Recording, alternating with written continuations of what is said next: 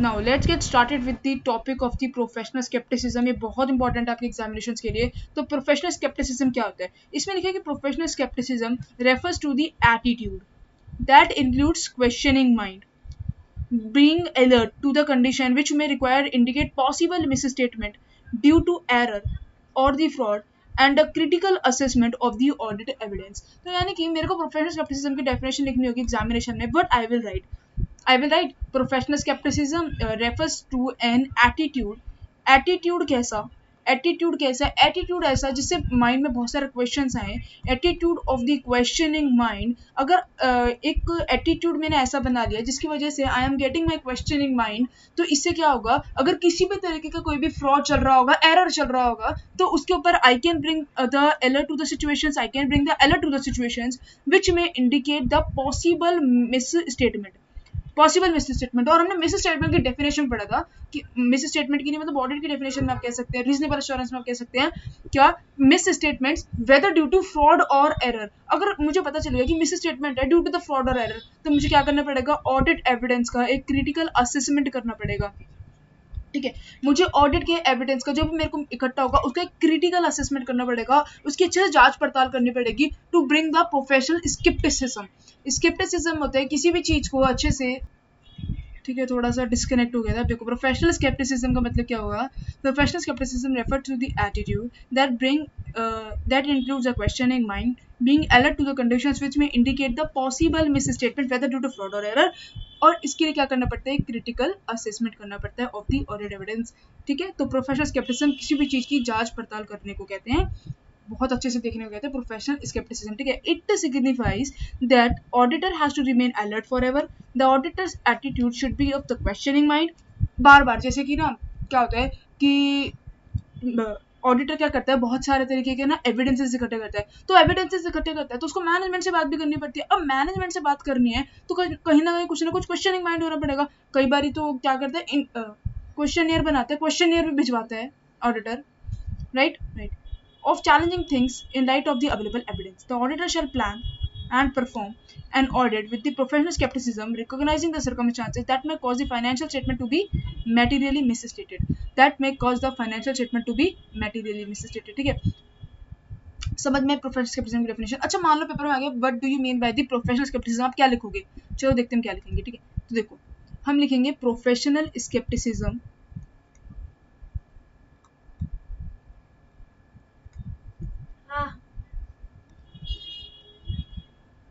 professional skepticism refers to an attitude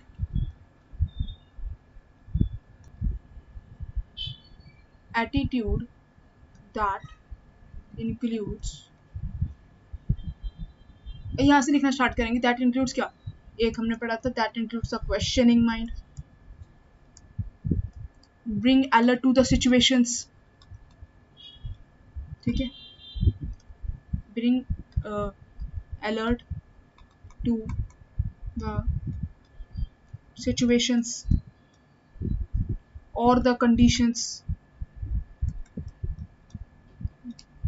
which may indicate possible misstatement।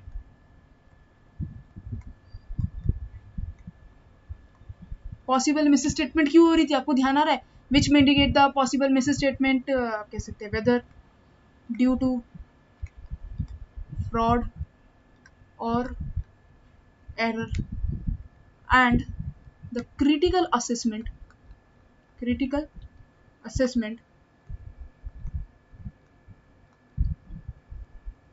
Of audit evidence. आप इतनी definition लिखोगे तो काफी है, फुल मार्क्स मिलेंगे। अब इसमें से मैं अंडरलाइन क्या क्या करना है, देखो। Professional scepticism refers to the attitude that includes the questioning mind, being alert to the situation and condition which में indicate the possible misstatement whether due to fraud और एरर। ठीक है, and the critical assessment of the audit evidence. इतनी चीज आपको underline करने को full marks मिलेंगे अगर प्रोफेशनल स्केप्टिसिज्म की केवल और केवल डेफिनेशन आ गई। और पेपर में केवल डेफिनेशन नहीं आती प्रोफेशनल स्केप्टिसिज्म की, साथ में एग्जाम्पल्स आते हैं। तो यहाँ पे देखो क्या लिखा है। Professional skepticism includes bring alert to the, for example, professional scepticism की वजह से आपको बताना एक audit evidence that contradicts the other audit evidence obtained. जैसे कि यार मैंने ना बैंक से एक स्टेटमेंट मांगी और मैंने बैंक स्टेटमेंट देखी और मेरे को ना पता है बैंक स्टेटमेंट में क्या दिखाई दिया। बैंक की स्टेटमेंट में 1 लाख रुपए के 1 लाख रुपए का है बैंक स्टेटमेंट में, जो बैंक का बैलेंस का अमाउंट है, और जो हमारी बुक्स में है ना बैंक बैलेंस जो मेरे को कंफर्म करा वो करा गया 100 रुपीज। तो बताओ ये वाला एविडेंस और ये वाला एविडेंस दोनों कॉन्ट्राडिक्ट नहीं कर रहे। हो सकता है मैंने इंस्पेक्शन करी हो उससे बढ़िया इंक्वायरी में आ रहा हो, रीपरफॉर्मेंस में आ रहा हो, तो दैट इज द मतलब हो सकती है ऐसी कंडीशंस जहां पर एक ऑडिट एविडेंस कॉन्ट्राडिक्ट करे अनदर ऑडिट एविडेंस ऑब्टेन। तो this is the first example. Second example, information that brings into the question the reliability of the documents, information that brings into question reliability of the documents and the responses to the inquiries used as an audit evidence, the responses to the inquiries used as an audit evidence। अब कुछ ऐसे conditions पे हो सकते हैं that may indicate the possible fraud, कुछ ऐसे conditions that may indicate the possibility of the fraud, circumstances that may suggest the need for the audit procedure in addition to those as required by the standards on auditing। ऐसे circumstances हो सकते हैं जहां पर मेरे को क्या चाहिए हो, ऑडिट के प्रोसीजर्स लगाने पड़े in addition to those required by the standards on auditing. ठीक है ना, ये क्लियर हुआ, ये क्लियर हुआ।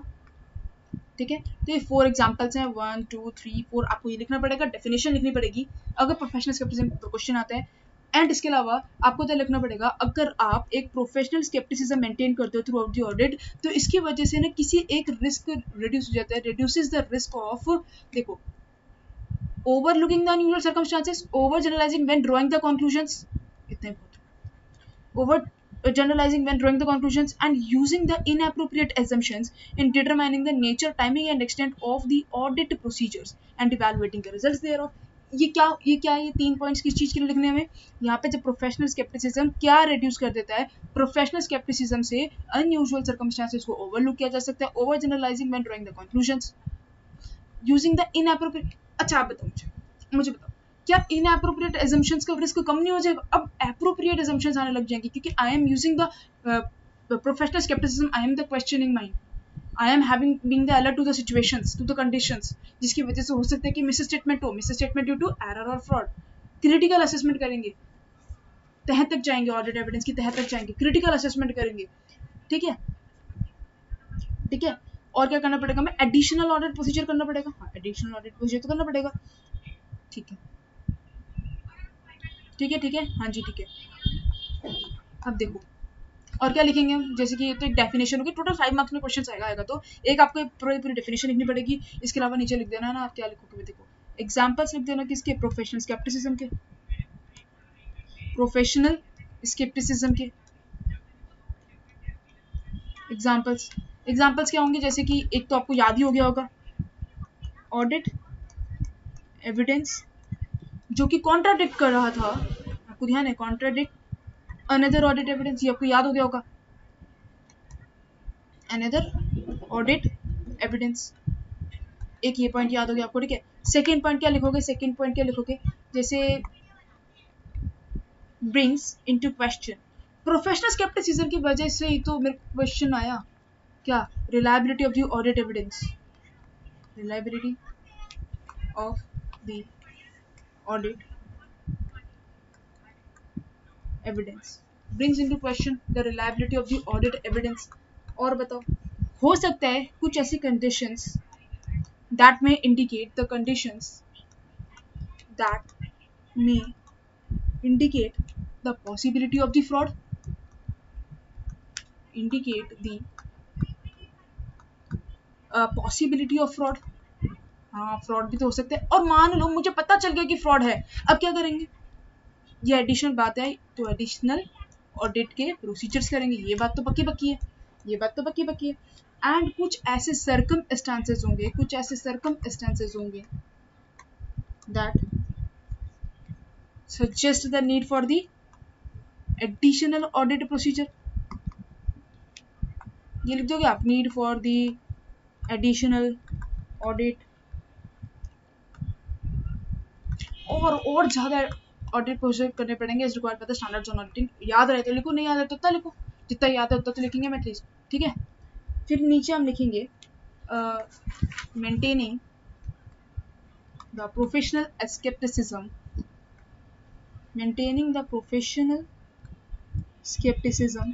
मैंने ना थ्रू आउट दी ऑडिट में पता है क्या करा, प्रोफेशनल स्केप्टिसिज्म मेंटेन रखा, अपनी प्रोफेशनलिज्म को कम नहीं होने दिया, प्रोफेशनल स्केप्टिसिज्म मेंटेन करके रखा through out the audit.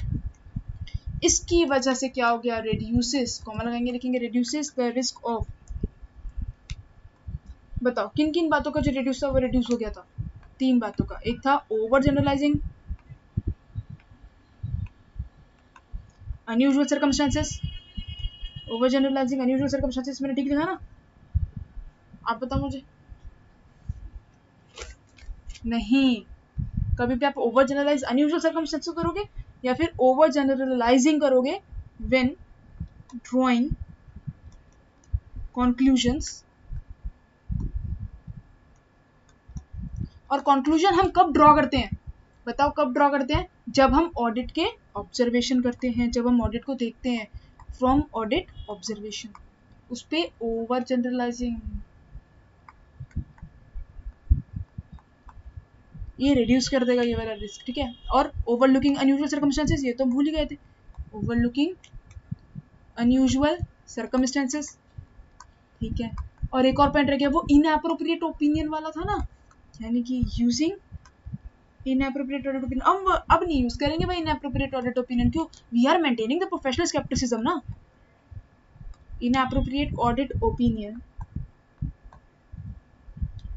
Opinion कह लो, एजम्पशन कह लो, ठीक है। इन डिटरमाइनिंग क्या, nature, timing and extent of the audit procedure, बस nature, timing and extent, full form लिखना पेपर में, ठीक है, ऑफ द ऑडिट प्रोसीजर, ये फुल फॉर्म लिखना पेपर में, ठीक है। एंड एक चीज तो भूल गए, रिजल्ट्स को इवैल्यूएट भी तो करना था, इवैल्यूएटिंग द रिजल्ट दे रहा हूँ, बस खत्म। 5 मार्क्स के लिए तो बहुत है, ये ना बहुत ईजी होता है प्रोफेशनल स्केप्टिसिज्म, ठीक है। ये आप पढ़ लेना, बहुत अच्छे से पढ़ लेना, 5 मार्क्स में क्वेश्चन आते हैं ना, इससे 1 पॉइंट ज़्यादा मत लिखना। चलो प्रोफेशनल स्केप्टिसिज्म का जो भी क्वेश्चन आ जाए आप इससे 1 पॉइंट ज़्यादा मत लिखना, ठीक है। प्रोफेशनल स्केप्टिसिज्म में इतना लिखोगे काफ़ी रहेगा। प्रोफेशनल स्केप्टिसिज्म क्या होता है, attitude that includes a questioning mind, bring alert to the situations or the conditions which may indicate the possible misstatement, whether due to the fraud or error, and critical assessment of the audit evidence। इसके examples हमने 4 examples पढ़ लिए थे। one audit evidence may contradict the another audit evidence, brings into question the reliability of the audit evidence and the conditions that may indicate the possibility of the fraud and circumstances। क्यों, अब मुझे क्या करना पड़ गया था, additional audit procedure करना पड़ गया था, तो ऐसे सर्कमस्टेंसेस को भी देख लेंगे, ठीक है। हाँ, as required by the standards on auditing, उससे अलावा, ठीक है ना। नाउ मेंटेनिंग, ये मेंटेनिंग है professional scepticism throughout the audit reduces the risk of, क्या रिड्यूस कर, किस चीज का रिड्यूस कर देता है, risk of over generalising when drawing the conclusions, overlooking unusual circumstances. इन दोनों में बच्चे बहुत गलती करते हैं, कई बार भी देते हैं over generalising the unusual circumstances. Over generalise नहीं, ओवर जनरलाइज तो हम क्या कर सकते हैं भाई, ऑब्जर्वेशन के ऊपर ओवर जनरलाइज कर सकते हैं, उसका रिस्क जो है वो रिड्यूस हो चुका है।